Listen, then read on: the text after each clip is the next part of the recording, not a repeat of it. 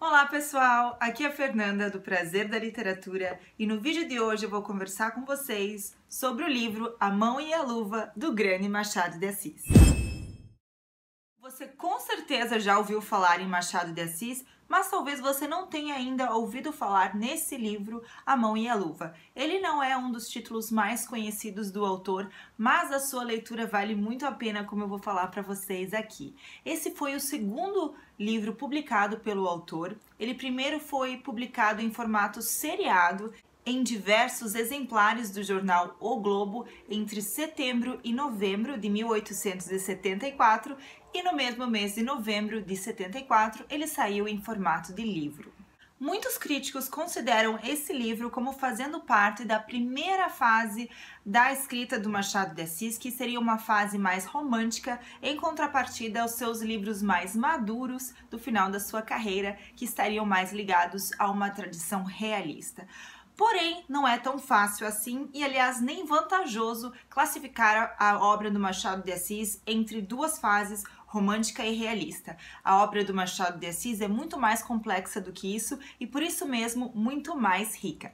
O que nós temos em A Mão e a Luva, esse livro fantástico, é um narrador super irônico e nada convencional que nos conta de uma maneira nada imparcial a história da jovem Guiomar e de seus três pretendentes, o Estevão, o Luiz Alves e o Jorge. O livro, aliás, já começa de uma maneira bem peculiar. Ele começa no meio de um diálogo entre o Estevão e o Luiz Alves. Os dois, nessa parte do livro, no início, eles são ainda estudantes de Direito, eles são cariocas, mas estudam na Academia de Direito de São Paulo, que era muito bem conceituada na época. Então, o Luiz Alves está no quarto ano, enquanto o Estevão está no terceiro, e o que inicia o livro já é uma conversa entre os dois. Nós sabemos que o Luiz Alves pergunta o seguinte: mas que pretendes fazer agora? Morrer. Morrer? Que ideia! Deixa-te disso, Estevão. Não se morre por tão pouco. Morre-se. Quem não padece estas dores não as pode avaliar. Então, já no início desse diálogo, no início do livro, a gente já consegue ver um pouquinho da personalidade desses dois homens, desses dois jovens. O Estevão é um rapaz muito ingênuo, muito sonhador e ele se deixa levar pelas suas paixões. Então, ele mal vê a tal da Guiomar, uma moça que ele conheceu, uma moça de origens humildes, que trabalha na escola, como professora na escola da tia dele, e ele já se vê completamente apaixonado, disposto a morrer de amor pela Guiomar, que mal lhe retribui os sorrisos e apertos de mão.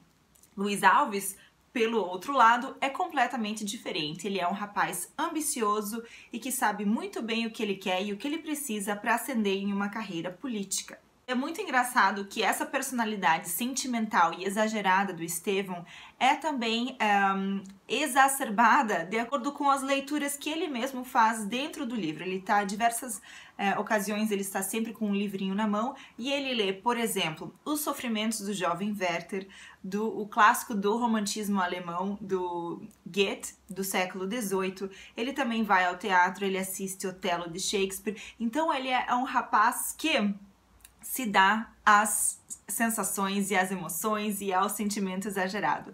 E essa leitura do Goethe não é nada aleatória, faz parte da descrição do próprio personagem. Ele lê Goethe, ele lê Lord Byron, então a gente poderia dizer que o próprio Estevão é uma personificação do movimento literário chamado romantismo, que foi esse movimento já em decadência em meados do século XIX, já no final do século, em 1874, quando o livro foi lançado, esse movimento já estava na sua fase final.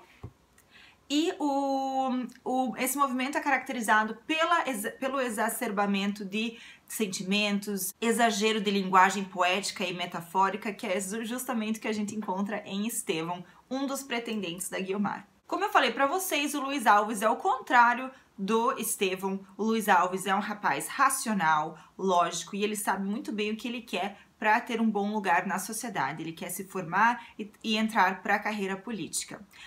No início do livro, ele escuta as ilusões amorosas do Estevão. Ele tenta ajudar o amigo, mas ele não se dói muito pelas dores do Estevão, Mas conforme ele vai conhecendo a Guiomar melhor, ele acaba percebendo na própria Guiomar uma ambição parecida com a dele próprio. E é aí que ele se torna um outro pretendente para a mão da tal Guiomar.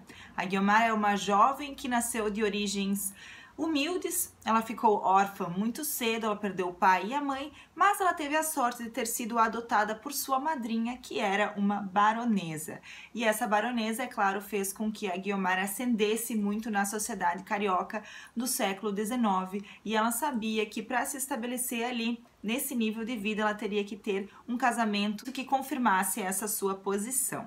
Então nós já conhecemos dois pretendentes da Guiomar, o Estevão e o Luiz Alves, mas os planos da baronesa, que é a madrinha da Guiomar, e da sua governanta inglesa, a Mrs. Oswald, são bem diferentes. Na verdade, elas querem juntar Guiomar com o sobrinho da baronesa, o chamado Jorge. Porém, Jorge tinha um título, né? Ele era sobrinho de uma baronesa, mas ele era preguiçoso, sem graça e não tinha nenhuma das características que Guiomar prezava em um homem. E aí que Guiomar vai ter que escolher entre um amor, um exagero de sentimento, uma racionalidade e uma ambição, ou satisfazer os desejos da sua benfeitora. A Guiomar é uma protagonista feminina fortíssima, ainda mais se a gente pensar que esse livro foi escrito em 1874, época em que a mulher tinha um papel super submisso na sociedade. Ela é uma mulher que impõe a sua vontade, mesmo que através de caminhos que ela mesma, planos que ela mesma bola. Ela tem caprichos, ela tem vontades e ela sabe muito bem como que ela tem que se comportar para garantir um lugar confortável e de respeito na sociedade carioca. E além dessa trama que pode parecer um pouco clichê, esses três pretendentes lutando pela mão de uma jovem moça, o que torna A Mão e a Luva uma leitura inesquecível é o narrador, um narrador sagaz à la Machado de Assis, que conversa com o leitor, que traz reflexões sobre a vida na época, e é um leitor que não é nada imparcial, como eu falei para vocês. Ele defende a Guiomar do começo até o fim. Ele diz que a Guiomar não pode não parecer a heroína que todo mundo está acostumado a ler, mas ela é, palavras dele, do narrador, a nossa heroína. Então você pode amar, você pode odiar, enfim, ela é a nossa heroína e vale muito a pena ser lida porque é uma das personagens mais marcantes da obra do Machado de Assis que eu tenha lido até então. Então é isso, pessoal, espero que vocês tenham gostado de conhecer um pouquinho mais dessa obra não tão conhecida do trabalho do Machado de Assis, que foi um dos maiores nomes da literatura brasileira do século XIX. Espero que vocês tenham gostado de saber também um pouquinho sobre esse embate entre o realismo, o romantismo e o realismo no final do século XIX, e para vocês verem que não é tão fácil assim classificar um autor fazendo parte de um movimento literário ou de outro. Não é algo assim preto no branco, e sim você pode encontrar características de um determinado movimento, como também características de outro, ao mesmo tempo, como aqui em A Mão e a Luva. E vocês, me contem, o que vocês já leram de Machado de Assis? Deixe aqui nos comentários. Já leram A Mão e a Luva? Se ainda não leram, não deixem de ler, porque é um livro bem curtinho, que vale muito a pena, que eu marquei as diversas vezes que o narrador entra em contato direto com, ou às vezes até implícito, com o leitor, e é uma leitura muito dinâmica, muito engraçada e muito bem desenvolvida pelo Machado. Se você gostou desse vídeo, não se esqueça de curtir, de comentar, de compartilhar. Se você ainda não é inscrito no canal, não deixe de se inscrever. Uma ótima semana a todos e, é claro, ótimas leituras!